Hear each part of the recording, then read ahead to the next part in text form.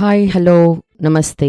Welcome to roots and reflections channel. చాలా gap వచ్చింది కదా, మళ్ళీ మనం ఇక్కడి నుంచి రెగ్యులర్ గా స్టోరీస్, టాక్స్, పోయమ్స్ నేర్చుకుందాం. ఈరోజు సుమతి శతకంలో ఇంకొక పద్యం నేర్చుకుందాం. కనకపు సింహాసనమున సునకము గూర్చుండబెట్టి శుభలగ్నమునందొనరగ బట్టము గట్టిన వెనుకటి గుణమేలమాను వినరా సుమతి. కనకము అంటే బంగారం, సింహాసనం అంటే మీకు తెలుసు థ్రోన్, సునకము అంటే కుక్క. కూర్చుండబెట్టి అంటే మనం తీసుకెళ్లి ఒక సింహాసనం మీద, బంగారు సింహాసనం మీద కుక్కని కూర్చోపెట్టి అంటే రాజును చేసి అంత మర్యాద ఇచ్చి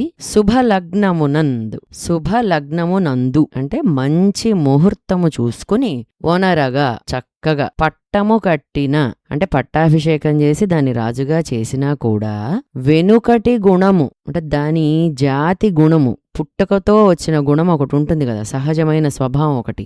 ఏలమాను అది ఎట్లా మాన్తుంది, ఎందుకు విడుస్తుంది అంటే విడవలేదు అని అర్థం. వినరా సుమతి అంటే శతకకారుడు ఏం చెప్తున్నాడంటే, ఒక కుక్కను తెచ్చి ఒక మంచి ముహూర్తం చూసి దాన్ని చక్కగా రెడీ చేసి దాన్ని బంగారం సింహాసనం మీద పట్టాభిషేకం చేసి దాన్ని రాజుగా చేసినా కూడా పుట్టుకతో వచ్చిన నీచమైన గుణం, కుక్క బుద్ధి అంటారు చూసారా, అలా అది మానదు. అలాగే ఒక నీచుడికి మనం మంచి స్థానం ఇచ్చి గౌరవం ఇచ్చి వాళ్ళని ఎంతో ఉన్నత స్థానంలో కూర్చోపెట్టినా కూడా వాళ్ళు స్వతహాగా వచ్చిన నీచ స్వభావాన్ని విడవలేరు. అది ఎక్కడో ఒక్కడ మనకి కనిపిస్తుంది. కాబట్టి చాలా జాగ్రత్తగా ఉండాలి.